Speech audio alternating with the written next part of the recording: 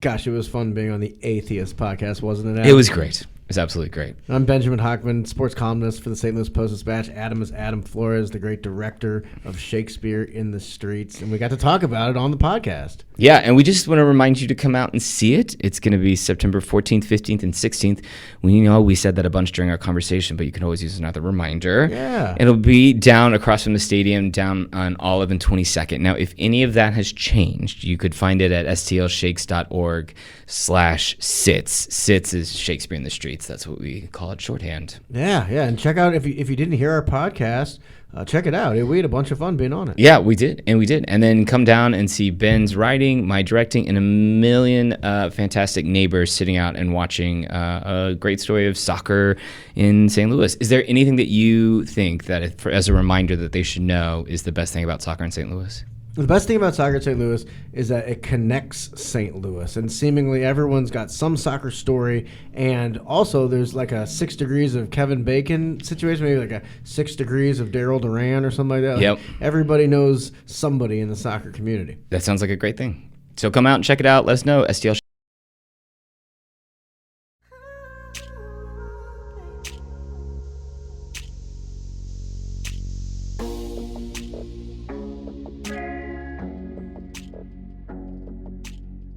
Welcome to the Atheist Podcast. I'm Erin. And I'm Kelley.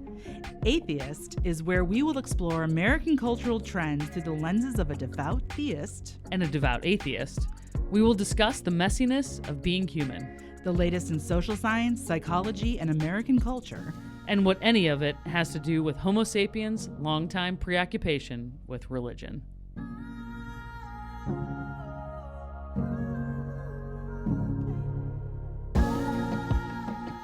Welcome back to the Atheist Podcast. We are going to tackle the theme of dealing with loss and grief and how to deal with when unexpected challenges come your way, how you sort of process those moments and move through them and carry them with you. Yeah. So this is our intro episode to this theme, and later we're going to interview a couple who has written a book about this topic after experiencing a profound loss in their life. But I think for us to sort of kind of wrap our minds around the topic and set it up as far as what are we thinking before we even kind of go into that conversation is I thought maybe we could discuss this idea of everything happens for a reason. Bullshit. Yeah. It's a good. Yeah, because that is also my sentiment is that, but it's something that I used to believe was true for a really long time. I thought that I believed that everything happens for a reason, and I don't know if that's all just a result of sort of the way that I grew up, and because it's sort of coming into more of an atheist position later in life. I think I subscribe to more of this magical, Yeah. And it's also not, I mean, even you get it in religion, but then you also just get it in movies and films and books and songs and astrology, right? Like, yeah. I mean, like everybody's looking for systems that layer meaning and order onto the chaos of their lives. Yeah. And, some of those things might be helpful. Some of those things might be destructive. Yeah. But yeah, does everything happen for a reason? Is there a kind of supreme order to the universe? And I don't think that's a yes or no question. Yeah. Maybe, it might be for you, but I do think that certainly that question of, why do bad things happen to good people, or why do bad things happen in general? Yeah. Like, I think that's a pretty powerful argument against the existence of an all-powerful God, for sure. Yeah. Lauren, my wife, sees that all the time, right? Yeah. In the emergency room, it's like, why does Yeah. this happen? Yeah. Um, The senselessness. mhm. Yeah, you were talking before we went live. Yeah. I don't know, it's not live. This is edited. So Yeah. but before it's being we're live. recorded, We're live right now in Yeah. our own moments, in our own heads. Yes. About a scholar from Duke. Yeah. So Kate Bowler is a professor at Duke University at the seminary. Her specialty is in prosperity gospel and the history of prosperity gospel churches in America. And she got cancer. And she wrote a book called Everything Happens for a Reason and Other Lies People Tell Us. Yeah. And, the whole kind of ideology around prosperity gospel is if bad things happen to you, it's because you've done something wrong. Like you're not in right, quote unquote, right relationship with the Lord, and so we're blessed according to how in line we are with our faith, which is just such a harmful doctrine. Yeah. So she wrote this book, and she's funny and witty and like warm and wonderful. The first time I read her, she wrote a huge op-ed in the New York Times that I just read and was like, who is this? She's amazing. And she has a podcast too. So we'll link to her podcast because she's really helpful in this area too. Interesting. Yeah. Yeah. How did you what was your journey on why bad things happen to good people, or everything happens for a reason? So that kind of did you always believe that or not believe that? And like was there anything that shifted for you? It's funny for me when I think of this idea, it's almost the opposite side of the coin for me. When I got divorced, I was so sure that I was going to be smote down because I was doing this thing that was bad. Everybody told me it was bad, this is not something we do. And yet I did. And so I was pretty convinced that like the rest of my life would be pretty hellish because I'd made this decision. And then when it wasn't, and yet when, I met my now husband and when I felt like, oh my gosh, like, look at all these amazing things that are happening to me. Not because I got divorced, because divorce is always going to be a horrible, painful thing, no matter what. But when I wasn't knocked down because of it, and I wasn't punished because of it, so that that's the whole thing. I don't believe in prosperity gospel, but prosperity gospel is so enculturated into American society that we can't help but kind of be attuned to it and have these kind of wonderings or fears. Even if you're somebody who's an atheist, like it's going to creep up. So when that didn't happen, it wasn't that I didn't believe in God anymore. It was that my vision of God changed, and I was like, oh, this is actually an all-loving being who wants the best for me in all circumstances. Yeah. And even when bad things happen, it's not that it's happening for good, but that it can be transformed and good things are still possible. Yeah. And I think that's different. It is. That's sort of where I've landed, which is that it's not that everything happens for a reason. It's just that things happen. Yeah, shit happens. And you can either and at that moment, then you have a choice. So you have a choice to transform it into something that is better or teaches you something or that you grow from or learn from. It doesn't mean that you don't carry that with you forever, because you will. Yep. It might soften with time, but it might always be there. But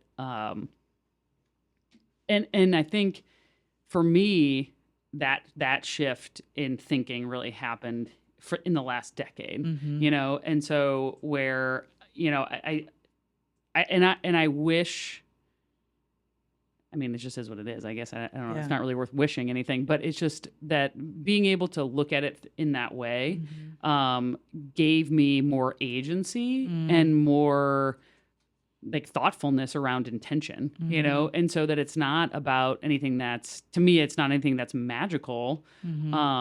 It's just like, it's just the way that you're moving through life, and then it's up to you. You know, it's your agency to make the most of what is in front of you, whether that's an opportunity or a devastating loss, or you're lucky or unlucky, whatever, however you want to look at it. But it's like where that shift in mindset, where it's like, oh, this is the universe controlling something versus no, it's not that. It's just like, it just is what it is, and I'm going to respond to it, was for me profoundly helpful. Yeah. And I don't, but I can see how for other people maybe that's not. They might look at it in just a totally different way. Yeah. But yeah, I agree, and I think that idea of agency. So that's been a huge shift for me as well actually just in the last couple years, because I think that, I don't think we can be thinking people, rational human beings, and look at the inequality, look at the devastation, look at the suffering in the world. Yeah. And, previously, the stories that we would layer on top of that truth would be, well, in terms of like Christian doctrine, was, well, there's the fall of man, it's all the fall, it's Eve's fault, I mean, like, for serious. And so there's that, there's, or it's sin that causes, tsunamis.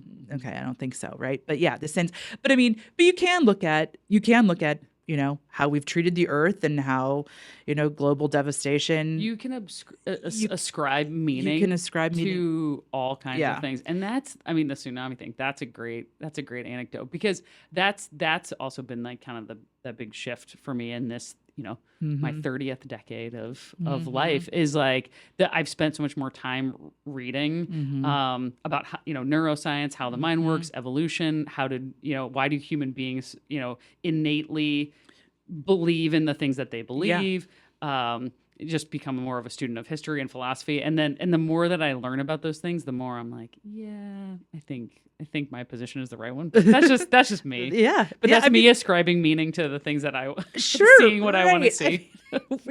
We're all kind of coming from our blind spots, right? Yeah. We're all going to have our blind spots. And and your stories help you make meaning. My stories help me make meaning. And I think but my story in terms of like a God who is, we're going to call like the omni God, right? God is all power, omniscient, all knowing, omnipotent, all powerful, and omnipresent, like everywhere, right? So that's the God that I was taught. And if that's the God that is creating this universe and has just decided like, okay, you guys are a bunch of like fuckwits who are going to mess it all up. And because of, all your sinful ways, all these terrible things are going to happen to innocent people.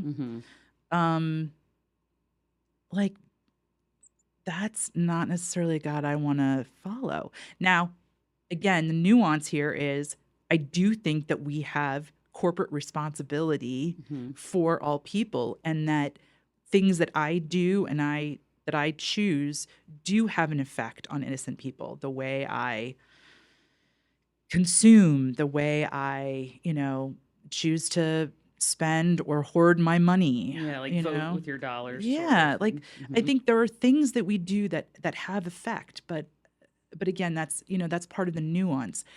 But I think like what Belden said in that interview, that this kind of power, this God of power, is the God he's kind of atheistic about, and the God of this kind of humble suffering is the God he ascribes to, which is similar to what I would ascribe to, that God is a God who suffers with us. And if God suffer, like, part of what we know about suffering is that suffering changes us, right? Yeah. So if God suffers along with us, then God also changes and is not necessarily the same for now and always, which is another, omni kind of Yeah. attribute. Yeah. So this I kind of ascribe more to what like a process theologian would ascribe to, which is that God can't change those things that are terrible. God is not responsible for those things, but and doesn't have the power to necessarily change what's happening. But God can kind of lure us into relationship and into spaces where we have agency, where we can make decisions and change outcomes. Or if we can't, if shit just happens, Mm-hmm. God can be there in our suffering and comfort, and that God is a God of love and relationship. Kind of like the way that we do with our kids, right? We can't keep bad things from happening to our kids, Yeah. And nor do we want to. Yeah. Because that's how you learn. Yeah. Yeah. I mean, I think you're the one that uses this quote, right? Is that the things that transform us are great suffering and great love. Mm-hmm. Mm-hmm. Yeah, that's true. And we should want to be transformed. Yeah. I guess if those transformations turn into good things. Yeah. Right? Well, yeah, like, because then they're not true. They're not true. Well, I guess the opposite of transformation would be kind of fossilizing and like things that just create us to be kind of rigid in our right. Where we're not agile in how we can move through the world. Right. So rigid. I think that's So it's sort of like, does it transform you to become a better version of yourself, or does it calcify? I don't know if that's the right word. Calcify is a great word. But to where you're like stuck in the suffering. Yes. And you don't. I don't know. That's just something that's so not how I am wired at all. Right. Well, as sevens, we are reframers. The thing that we want to do more than anything is be okay. Yeah. And so we'll take a bad situation and make it good. Yeah. 100%. We're real good at that. It is a gift. I mean, Yeah. for sure. But it can also be a curse, because what happens is we don't stay in the suffering long enough for it to transform us. You know what I mean? Yeah.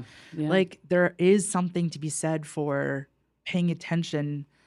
Not, we're really good at like walking in the woods and paying attention to the little flower and the bird and feeling good about that. We're not so great about like staying in the present moment when it hurts and allowing it to just to be, just to hurt. Be. Yeah. Well, there was something else that I wanted to. Oh, this was because Kelley and I were texting and then also talked on the phone this morning because we were getting ready for this episode. And I think one of the other things that occurred to me as I kind of have been on this journey of that the whole everything happens for a reason is a crack of shit. Yeah. But it is the this concept. I think when I thought that was true, I thought I don't know if I want to say that I thought that I was special, quote unquote, but I think like the realization that I am not special is very helpful. And that's the smallness, right? But you're like, I am just a little speck that, and I can be special to the people that care about me and the people that I care about. I mean, I think about my kids and I'm like, I think they're special, but most people don't think they're special. Right. They just think they're kids. But speaking of which, they're like downstairs and I can hear them. I don't know. Okay. Hopefully they're, I love that. We'll just hear like a little scream every now and again. Yeah, I love that.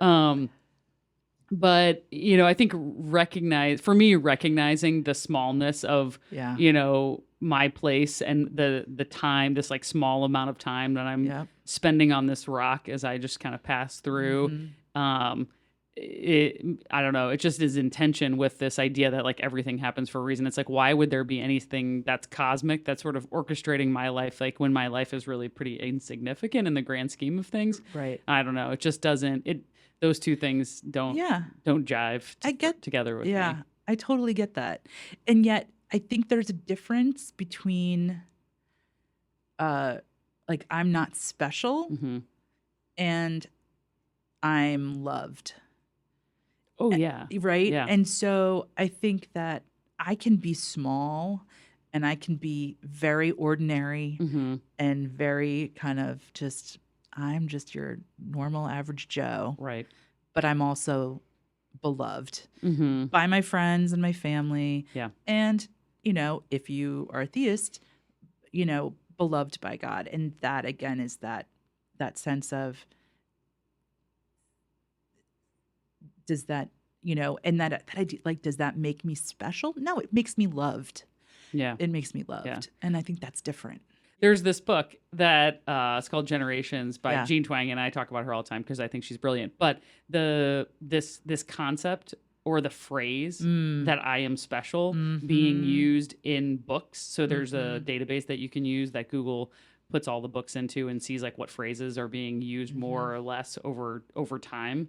That this idea of I am special really like comes to prominence with the boomer generation and just keeps escalating from there. And that's part of individualism. Yeah. Our shift towards, you know, individualism and exceptionalism. And with this idea of individualism is sort of like, you know, I don't know, ascribing to yourself so that you're special, I guess. I don't know. Yeah. But it's kind of an interesting concept that I hadn't really, like you know, that's in fashion. Like it's not necessarily a natural inclination. It's just one of those things that culturally comes in and out of fashion.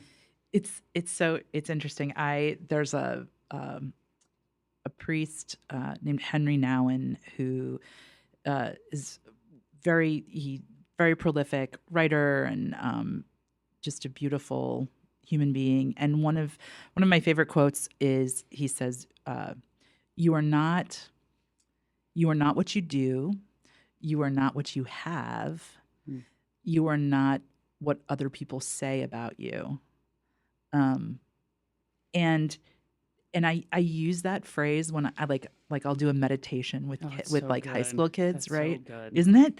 And I'll say it to kids, and I'll say it and I'll kind of elaborate. I'm like, you are not what you do, meaning you're not the good grades you get and you're not the bad grades you get. Right. You are not what you have, whether you have a lot or you don't have much at all.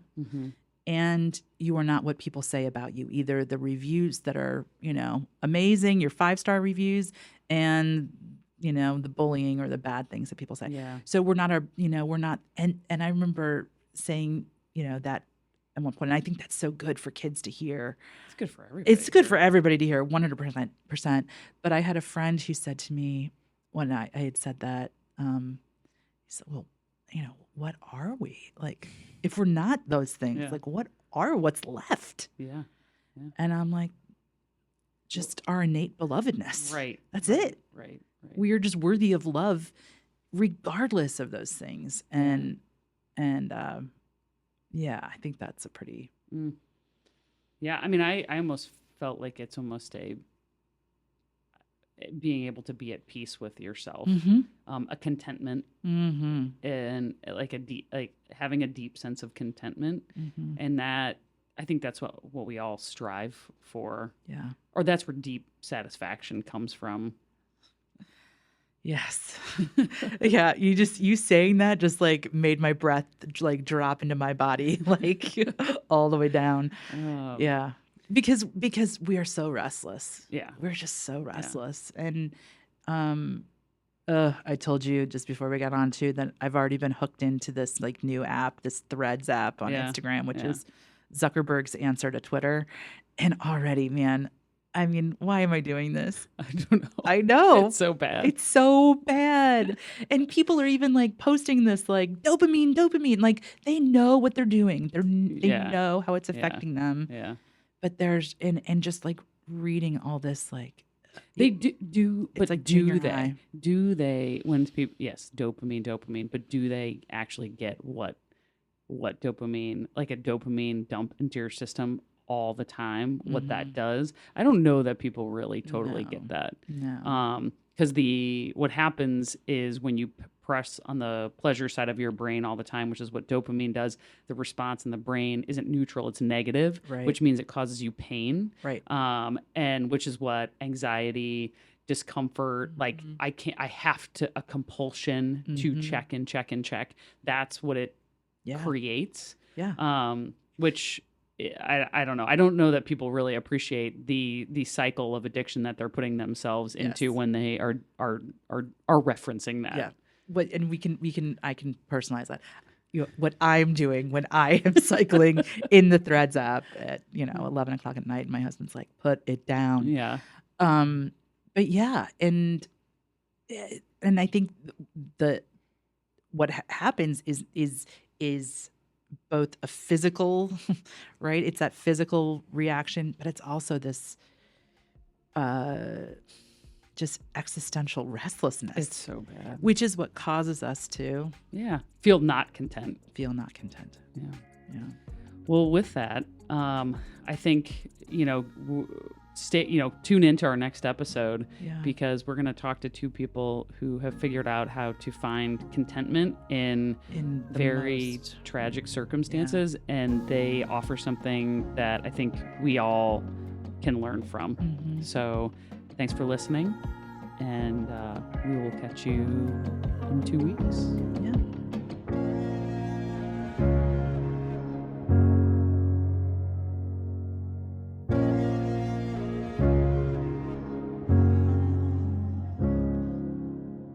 Erin and I want to thank our listeners. The support and feedback you all have given us on this journey means a lot to us. If you're looking for a way to help us out, please subscribe, rate, comment, and share with a friend. It really does help so much. Atheist is produced by Justin Seiwell and Trend Media STL and can be found on Apple, Spotify, Google, or wherever you get your podcasts. Thank you for listening and keep looking for connection.